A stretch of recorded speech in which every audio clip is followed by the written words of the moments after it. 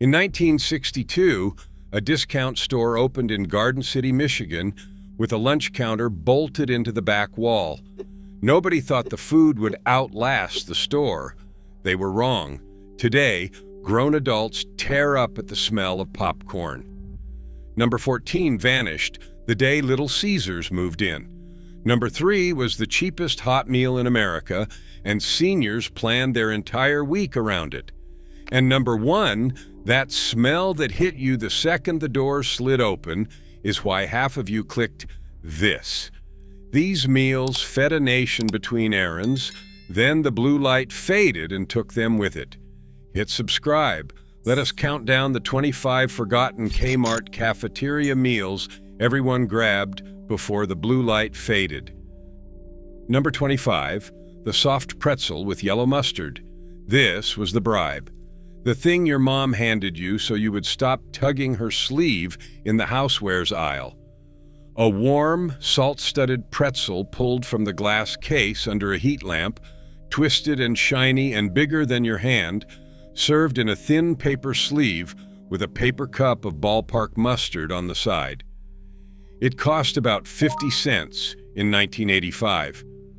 You would tear it into ropes, drag each piece through the mustard and eat it walking. The salt crystals stuck to your fingers. The inside was soft and doughy, the outside chewy with that faint baking soda tang. It was not fancy. It was not a meal. But for a kid dragged through 2 hours of shopping, that pretzel was the whole reason the trip was survivable. Malls sell them for $6 now, under a brand name. At Kmart, it was pocket change and a moment of peace. Number 24, nachos with the pump cheese. Long before gas stations put nacho cheese in every corner of America, Kmart had the pump. A cardboard tray of tortilla chips, and then that lever, that glorious lever, that dispensed a stream of molten orange cheese product so bright it did not occur to anyone to ask what was in it. You could add sliced jalapenos from a little tub if you were brave. The cheese was warm and salty and clung to the chips in thick ribbons that stretched when you lifted one. A tray cost about $1 in the late 80s. Teenagers split them after school. Kids begged for them. The cheese was engineered to taste like absolutely nothing found in nature, and everybody loved it anyway. There was no shame in it, no pretense. Just chips, fake cheese, and the specific joy of pulling that lever yourself. We call it processed now. Back then, we called it lunch.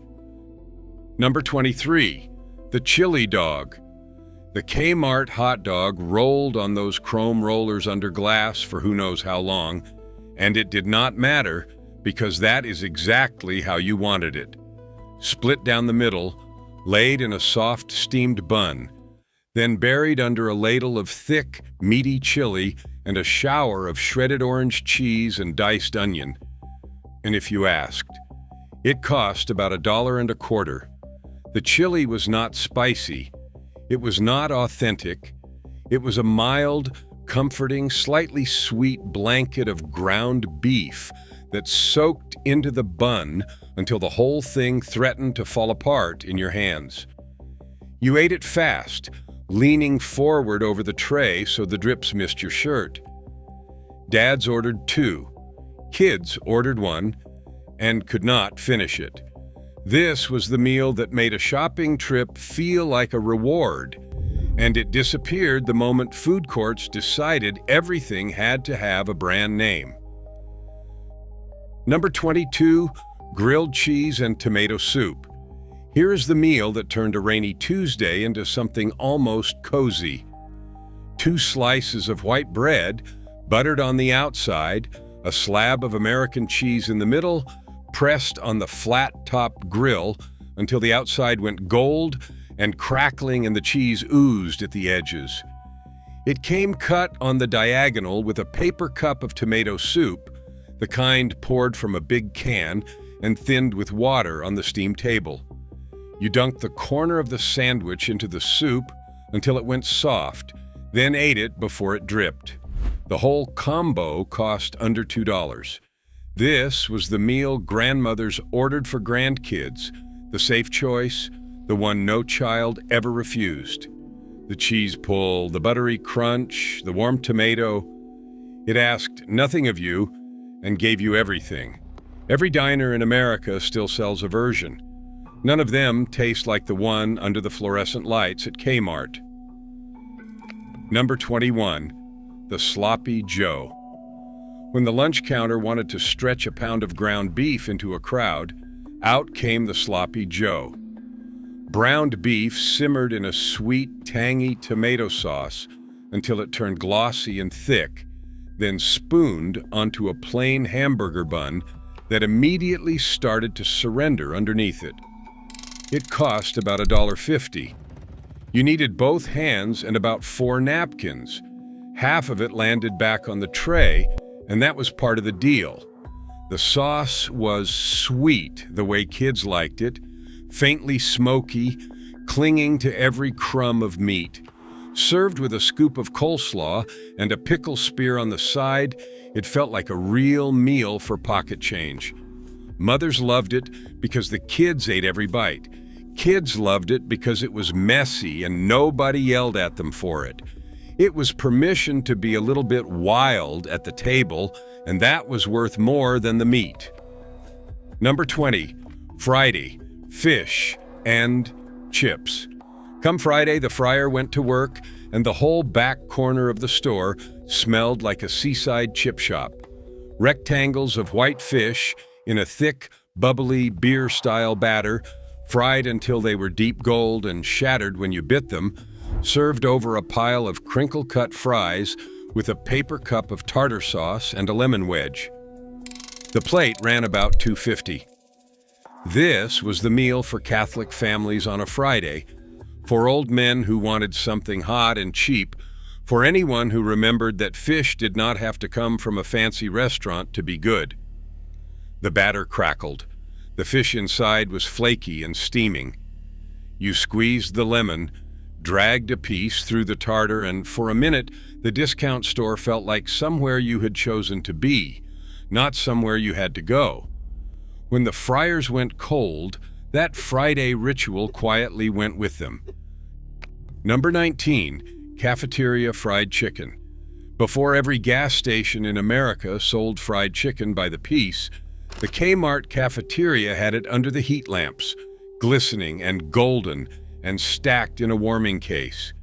Thighs and drumsticks and breasts in a craggy, well-seasoned crust, kept just hot enough that the skin stayed crisp on top. 2 pieces with mashed potatoes, a scoop of corn, and a dinner roll ran about $3. The chicken was not gourmet. It had been sitting a while, but that crust had a peppery, salty snap, and the meat underneath stayed juicy. And when you are hungry after 2 hours of shopping, few things in this world taste better. Old-timers would come in just for this, order a 2-piece with a coffee, and sit by the window watching the parking lot. It was cheap enough to be a habit and good enough to be a treat. That is a hard combination to find now, and Kmart had it figured out decades ago. Number 18, chicken pot pie. On a cold day, the cafeteria ladled out chicken pot pie that could fog up the windows. A deep dish of thick, creamy gravy studded with shredded chicken, peas, carrots, and cubes of potato, all under a lid of flaky, golden pastry that steamed when you cracked it with your fork.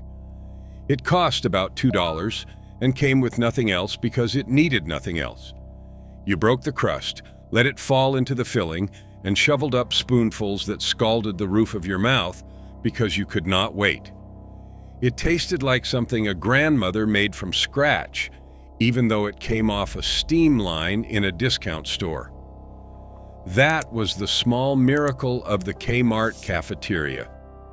It took factory ingredients and cafeteria labor and somehow produced comfort. When the last of those steam tables were hauled out, a whole category of cheap, hot, homemade tasting food went dark. First pattern break. Here is what nobody tells you about the Kmart Cafeteria. It was never really about the food. It was about the fact that an entire family could eat together for under $10 in the middle of an errand-filled Saturday without anyone feeling poor.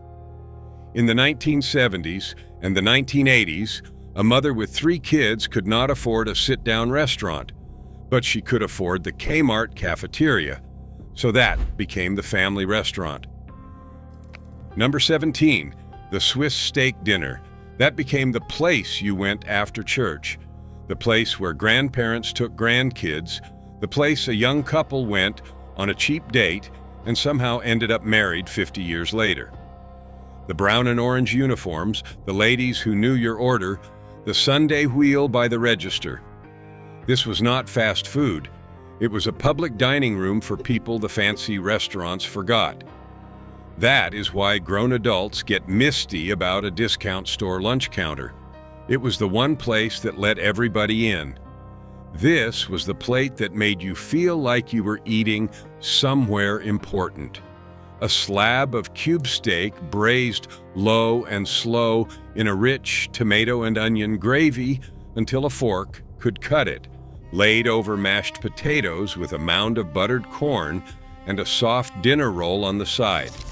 Back in 1976, the whole dinner cost $1.99. Adjusted for today, that is around $11 for a full hot supper.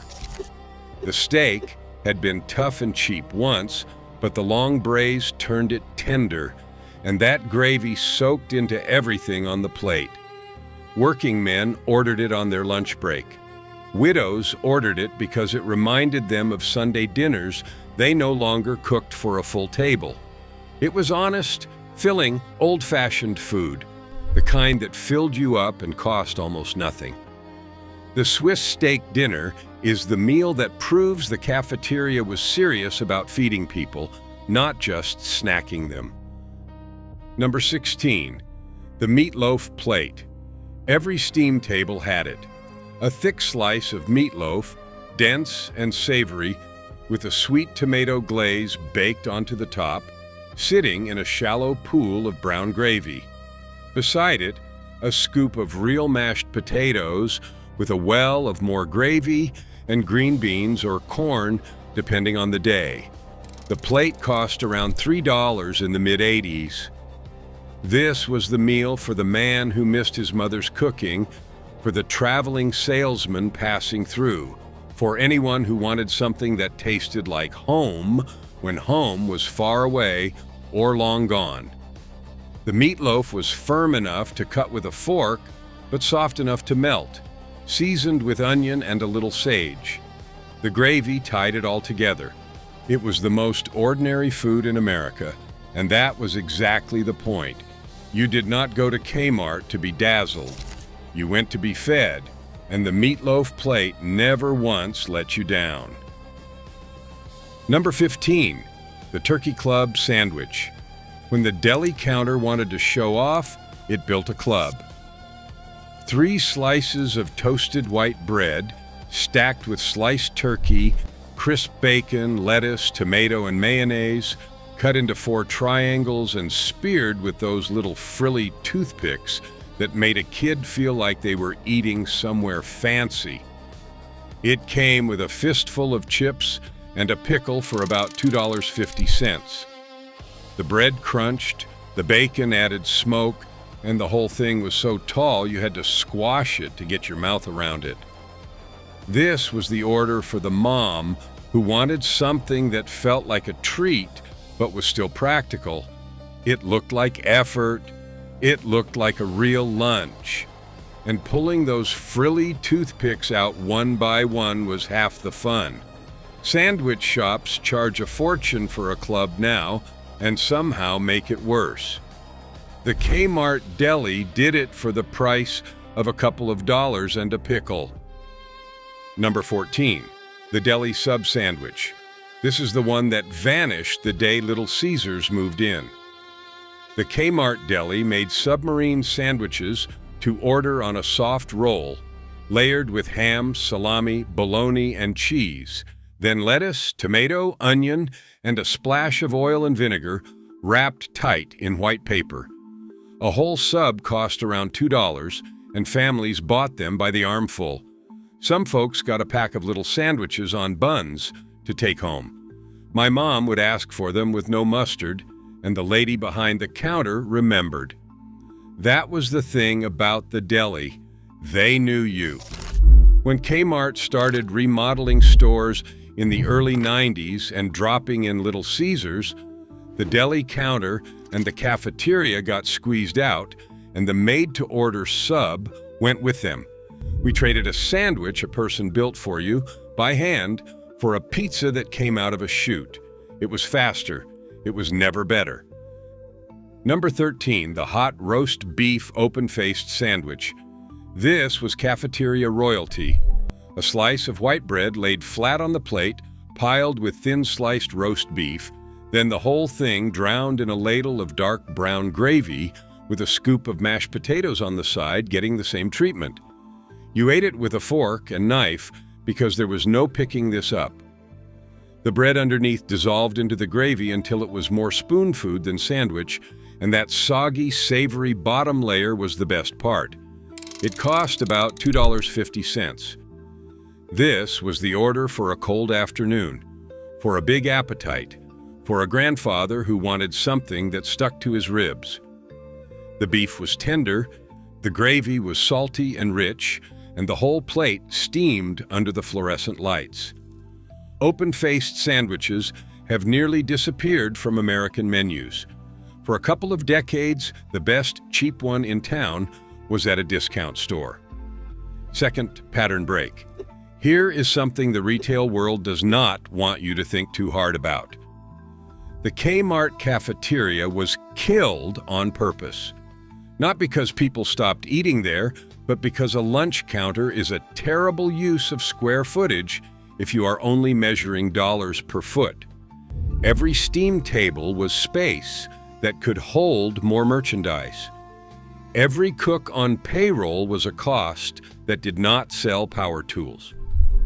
So in the early 90s, when the accountants took over, they did the math and decided that a plate of Swiss steak for $2 was a waste of a store. They ripped out the cafeterias, dropped in a licensed pizza kiosk that ran on a fraction of the labor, and called it modernizing. What they actually did was tear the heart out of the place. The cafeteria was the reason families lingered, the reason people came back, the reason a Kmart felt like part of a town. They optimized it away, and the loyalty went right out the door with the steam. Number 11, the Sunday spin wheel. Dessert at the Kmart cafeteria came with a gamble, and that was the genius of it. You ordered a hot fudge sundae, and before they told you the price, you spun a wheel by the register, or in some stores you popped a balloon with a paper slip inside. Wherever it landed was what you paid. Sometimes a sundae cost you a nickel. Sometimes you got the whole thing free, and the kids behind you groaned with jealousy.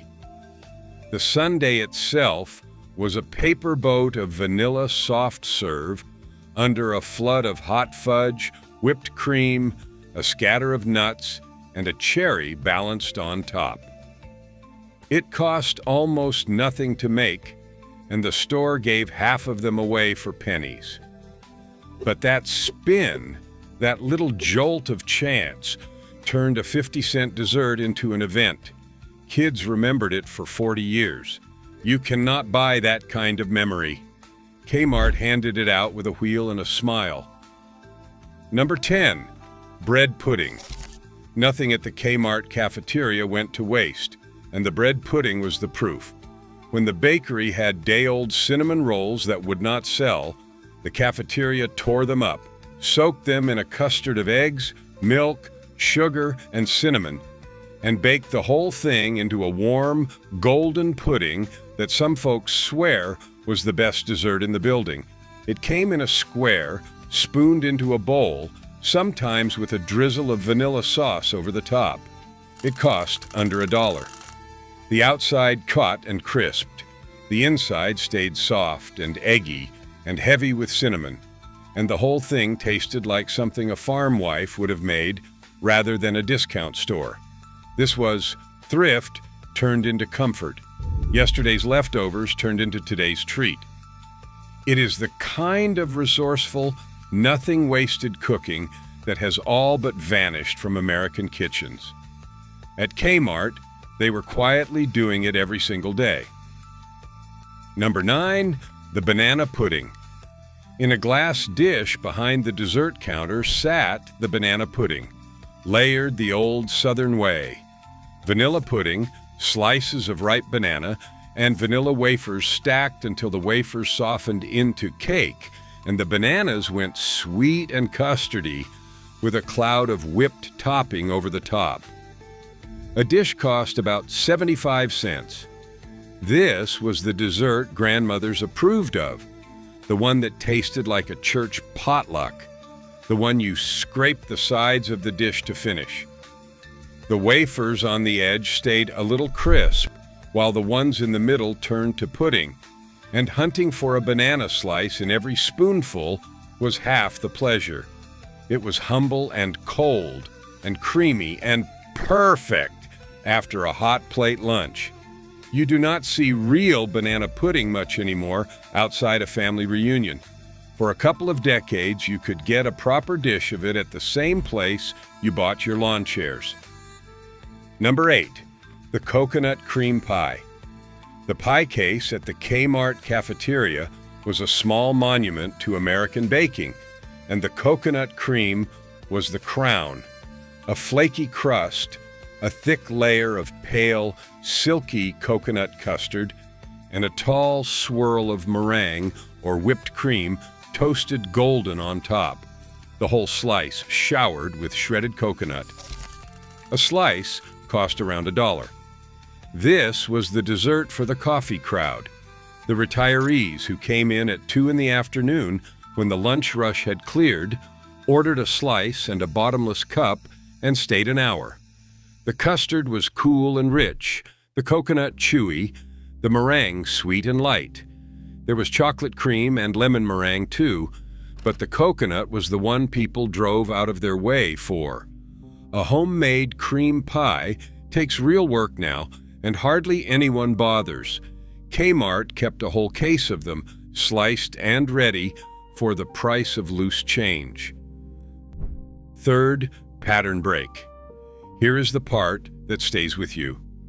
For a lot of older Americans living alone, the Kmart Cafeteria was not a treat.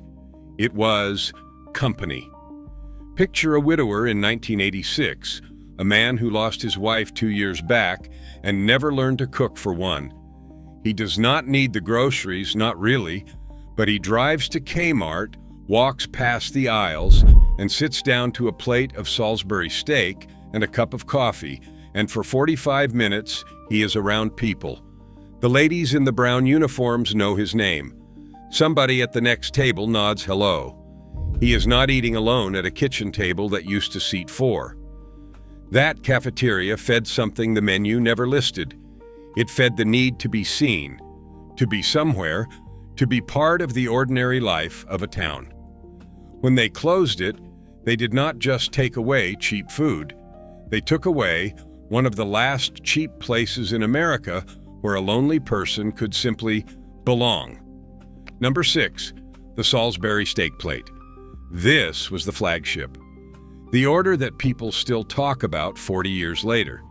An oval patty of seasoned ground beef, cooked and smothered in a deep brown mushroom and onion gravy, piled high with grilled onions if you asked, and set beside a scoop of mashed potatoes and a spoonful of buttered corn.